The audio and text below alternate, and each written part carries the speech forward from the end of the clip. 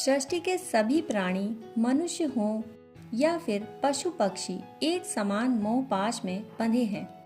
यह बंधन महामाया का है, जिसे उन्होंने सृष्टि संचालन के लिए उपयोग किया है।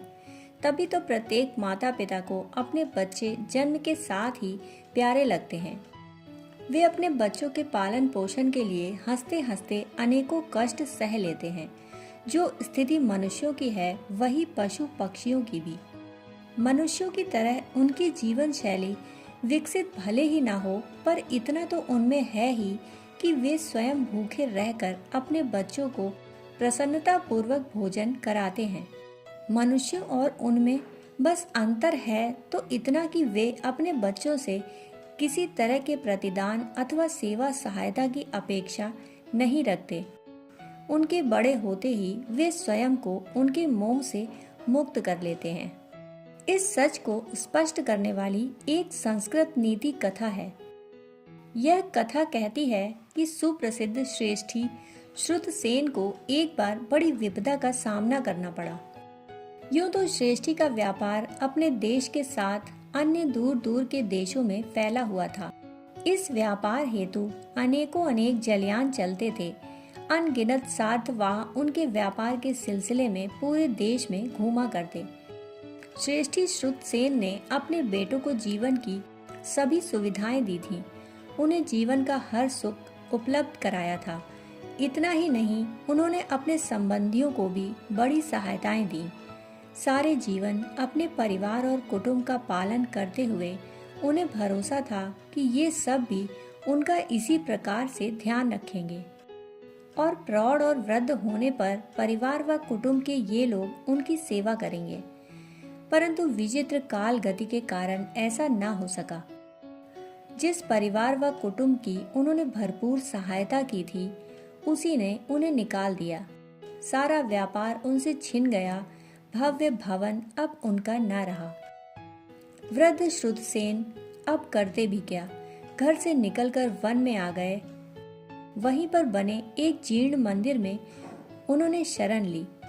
असहाय हारे थके श्रुतसेन सोच रहे थे कि अब क्या करेंगे, कैसे चलेगा उनका जीवन। पास में तो कौड़ी भी न थी। लगभग इसी समय उधर से एक साधु गुजरे। वह भी वहीं पास के एक वृक्ष की छांव में विश्राम पाने में लग गए। वृक्ष पर पक्षियों का बसेरा था। सुनसान वन में ये पक्षी विचित्र ढंग से चहचहा रहे थे। यह चहचहाहट ऐसी थी जैसे कि वे सभी हंसी अटखेलियां कर रहे हों। पक्षियों की इस चहचहाहट में पता नहीं ऐसा क्या था कि वह साधु हंस पड़े। साधु को इस तरह से हंसते हुए देख श्रेष्ठी श्रुतसेन कहने लगे, अरे आप तो साधु हैं, आपको मेरी इस दुर्दशा पर इस तरह हंसना अच्छा नहीं लगता। यह सुनकर साधु बोले, क्षमा करना भाई, मैं आपको देखकर नहीं हंस रहा, मुझे तो बस इन पक्षियों की बात सुनकर हंसी आ गई। इस पर श्रेष्ठी ने कहा, क्या आप पक्षियों की भाषा समझते हैं? महामाया की कृपा से यह मेरे लिए संभव है, उत्तर में साधु ने कहा। इस पर जिज्ञासावश श्रेष्ठी श्रुतसेन ने कहा, ये क्या बातें कर रहे हैं? साधु बोले, ये आपकी ही बातें कर रहे हैं। ये कह रहे हैं कि इस मनुष्य को देखो, यह मनुष्य होकर भी निष्कामता नहीं सीख पाया। अरे अपने परिवार व कुटुंब का पेट तो सभी भरते हैं, यह तो हम सब भी करते हैं, परंतु उनसे किसी प्रतिदान की आशा नहीं रखते।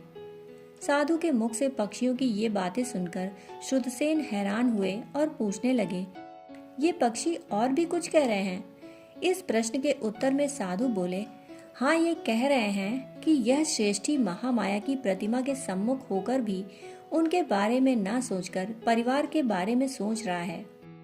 जबकि सच तो यह है कि सृष्टि के सभी प्राणी महामाया की प्रेरणा से अपने बच्चों के पालन का कर्तव्य निभाते हैं, परंतु बुद्धिमान वे होते हैं जो अपनी भावनाओं की डोर ईश्वर से जोड़ते हैं।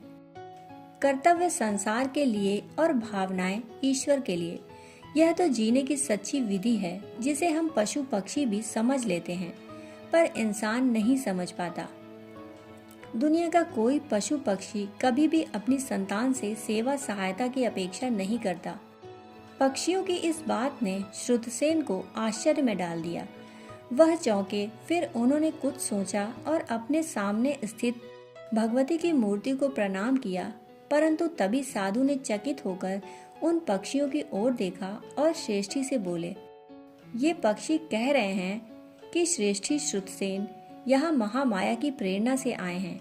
वे जहाँ बैठे हैं ठीक उसी के नीचे स्वर्ण मुद्राओं से भरा कलश है।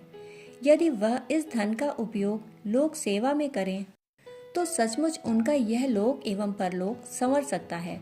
साधु की यह बात सुनकर श्रुतसेन भी चकित हुए और बोले, सचमुच ही मोहपाश में सदा बंधे रहना व्यर्थ है। विपदाएं भी अवसर बनती हैं। मैं भी अपने जीवन के इस उत्तरार्ध को संवारना चाहता हूँ। इन पक्षियों ने मुझे प्रबोध दिया। सचमुच ही जीवन महामाया का माध्यम बने, इस माध्यम में उनका प्रकाश जगत में फैले, यही सार है। श्रेष्ठी श्रुतसेन अब चेत गए हैं। यह जानकर साधु भी चल दिए। सचमुच ही निष्कामता ही तो जीवन का मर्म है। हमारे जीवन में जो कुछ भी घटित हो रहा है वह बस सांयोगिक घटनाक्रम नहीं है, बल्कि किन्हीं न किन्हीं क्रियाओं की प्रतिक्रियाएं हैं, किसी न किसी कर्म के परिणाम हैं। यहाँ अनायास कुछ भी नहीं होता। कार्य होने पर कारण भले ही समझ में ना आ सके, पर कहीं न कहीं होता अवश्य है। इसे जान लेने पर, इसका उचित समाधान कर लेने पर कार्य का स्वरूप अथवा फिर घटनाक्रम का स्वरूप परिवर्तित किया जा सकता है। यह समझ अथवा विवेक प्रत्येक मनुष्य का नैसर्गिक अथवा मौलिक अधिकार है।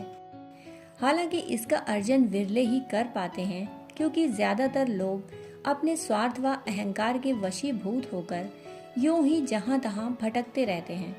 स्वार्थ उन्हें व्यक्तियों व वस्तुओं में भटकाता रहता है। अहंकार अंतर्दृष्टि एवं विवेक को बाधित कर देता है। यह बाधा यदा कदा इतनी बड़ी हो जाती है कि हमारी समझ और सोच पशु पक्षियों से भी कई गुजरी हो जाती है। हम वह सब भी समझने व सोचने में नाकामयाब या असफल रहते हैं जिसे सामान्य पशु पक्षी तक सोच समझ लेते हैं। सचमुच ही निष्कामता ही तो जीवन का मर्म है। कहानी सुनने के लिए आपका बहुत बहुत आभार। फिर मिलते हैं ऐसी ही कहानियों के साथ। तब तक के लिए धन्यवाद।